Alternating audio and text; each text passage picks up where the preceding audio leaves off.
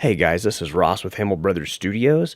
I am actually a member of an online community called Shane's Inner Circle, where you get inside information from the man himself, Shane Hurlbutt, which you may have seen his work on Act of Valor, Terminator Salvation. Recently, he did Need for Speed, and he's got a new movie coming out this year called Fathers and Daughters. And very excited to see that. And as part of being in that community, we have a secret Facebook group. And so somebody in our Facebook group today was asking about converting GoPro footage and using it within Premiere Pro. So I believe they're using the Creative Cloud version, but all these principles will apply the same. So I'm going to talk about converting stuff in GoPro Studio to use in other software. So what I've got here is just a little clip from my son's birthday a couple days ago. And he, we did a reveal with his cake, which a friend of the other Hamil brother, Jacob, made this birthday cake in the shape of a minion from Despicable Me. So she did a really good job on it, but this was some GoPro footage that I had recently that I thought we could use for the sake of this tutorial. So what I've got here is I've just used my in and out points just to get just a small segment of this video, and we're going to go into advanced settings. So one of the things that this person had asked about was removing the fisheye out of the footage. And so we go into our advanced settings, and right here what I've got is I've got my image size and frame rate set to whatever the source was. So right now this source was 1080p. The question was about 4K, but it really doesn't matter. The principle's still the same. So I've got my format set up to a .mov, which is a QuickTime, and my quality set to high quality, and I've got my remove fisheye box checked.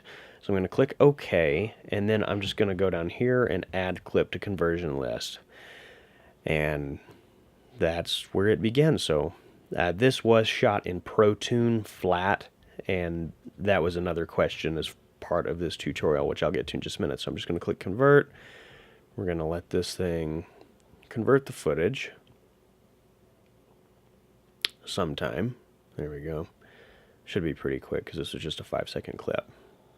So processing is done. So now we click down here and go to proceed to step 2. And this part, I really find this to be pretty useless most of the time, but over here I just select blank template every time.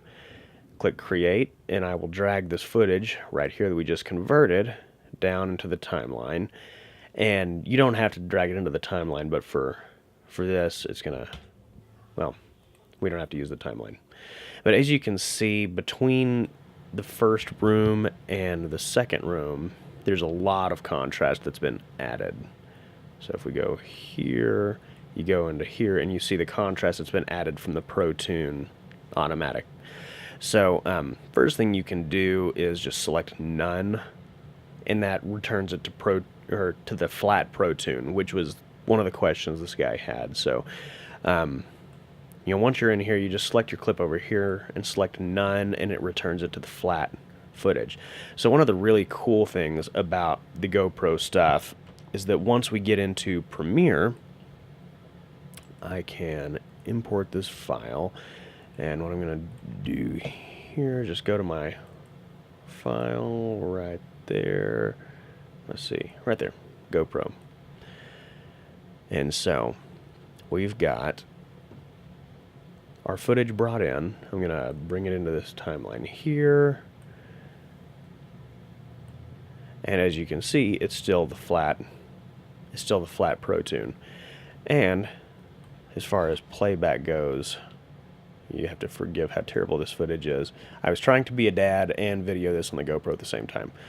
But it plays back completely smoothly. And this is Adobe Premiere Pro CS 5.5.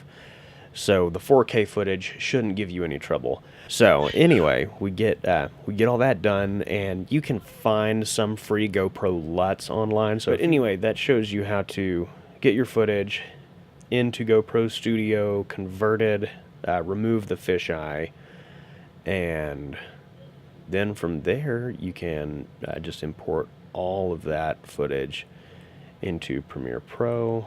or whatever you're editing in, and it should work fine. So I hope this has been helpful, and until next time, this is Ross with Hamil Brothers Studios. Thanks.